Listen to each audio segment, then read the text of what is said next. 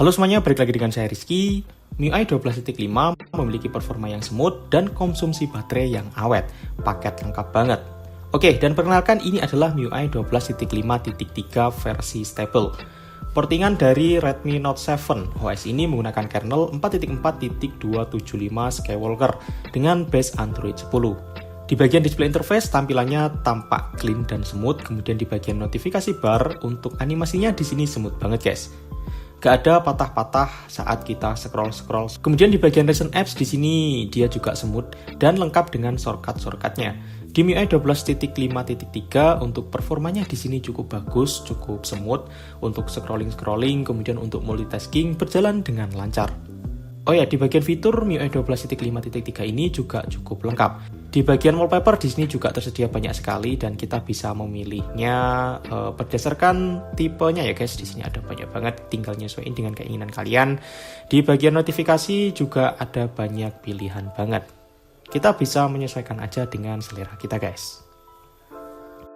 Oh ya, dan banyak keluhan dari teman-teman kalau ROM MIUI itu memakan banyak sekali penyimpanan. Dan di versi ini kita lihat ya guys, di sini dia memakan 8,29 GB untuk sistemnya. Ini masih tergolong cukup irit sih, masih di bawah 9 GB. Di beberapa custom ROM AOSP itu ada yang memakan penyimpanan sistem itu hingga 9 GB-an. Jadi ini cukup irit sih menurut saya. Seperti yang kita bilang di depan tadi, untuk bagian performa baterai di sini bagus banget. Yap, di versi ini untuk baterainya itu awet banget. Untuk saya pakai seharian untuk scrolling sosial media dan nonton YouTube, mulai dari pagi hari ini bisa bertahan hingga malam hari. Ini awet banget sih, keren. Namun kalau kita pakai untuk gaming tentunya baterainya itu akan lebih boros guys. Namun sayangnya di MIUI 12.5.3 ini tidak recommended banget untuk gaming. Di sini saya mainkan Asphalt 9 untuk performanya parah banget. Dan untuk grafiknya di sini kita dapat di bagian rendah. Kemarin saya main game ini di awal-awal itu masih lancar sih, masih oke. Namun saat saya pakai bermain 40 menitan itu dia ngeframe banget. Dan bahkan saya temui game ini stuck, jadi game ini berhenti, nggak mau jalan sama sekali. Saya harus menutup aplikasi gamenya, baru membuka lagi, nanti baru berjalan lagi. Dan itu performa yang sangat parah banget. Begitupun untuk game PUBG Mobile, untuk performanya di sini juga parah banget, sering banget saya menemukan adanya frame drop. Oh ya, untuk settingan grafik di sini saya dapat di HD dan High FPS. Kita juga bisa bermain di smooth dan High FPS juga. Ya pokoknya OS ini kalau kita pakai untuk gaming itu tidak recommended sama sekali guys. Oke, kita bahas di bagian bug. Custom ROM MIUI tidak lengkap kalau tanpa bug. Ya, bug yang pertama yaitu ada di bagian home screen ya. Di sini saya sempat nemuin home screen-nya itu tiba-tiba berantakan seperti ini. Saya nggak tahu sih ini penyebabnya apa. Namun saat saya restart atau saat saya reboot di sini dia kembali normal lagi. Dan itu jarang banget sih saya temui. Dan bug yang kedua yaitu ada di bagian volume. Ya, di sini untuk performa audio speakernya dia pelan banget. Bahkan saat kita bermain di 70% itu masih belum terdengar dengan jelas, jadi kita harus main di 100% volume. Oke, dan bug selanjutnya yaitu di OS ini masih belum ada bahasa Indonesia. Jadi di sini tersedia bahasa Inggris aja dan beberapa bahasa yang lain sih. Dan kemarin saya sudah coba menginstal patch bahasa Indonesia namun tidak working. Jadi dia tetap bahasa Inggris di sini. Mungkin dari teman-teman yang tahu cara untuk penginstalan bahasa Indonesianya seperti apa, bisa langsung aja sharing di kolom komentar ya agar kita semua bisa tahu.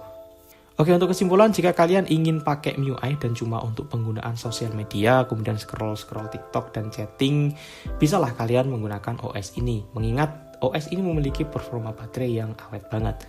Tapi kalau kalian gamer, OS ini tidak recommended sama sekali. Mending kalian tengok aja OS-OS yang menggunakan AOSP. Lanjut ke penginstalan. Di sini kita masuk di recovery dan saya pakai OrangeFog Recovery.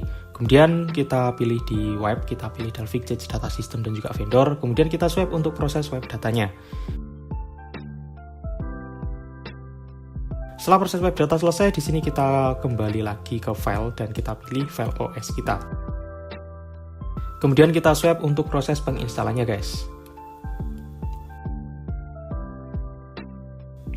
Oke, setelah proses penginstalan selesai, di sini saya melakukan format data ya guys, karena MIUI itu sering banget terjadi bootloop kalau kita tidak melakukan format data.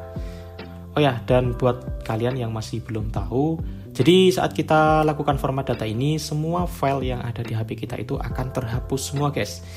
Jadi pastikan kalian sudah membackup-nya terlebih dahulu ya.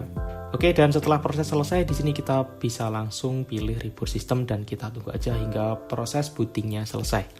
Oh ya, di sini untuk pengalaman saya pertama kali menginstal dan ngidupin OS ini, untuk bootingnya itu lama banget.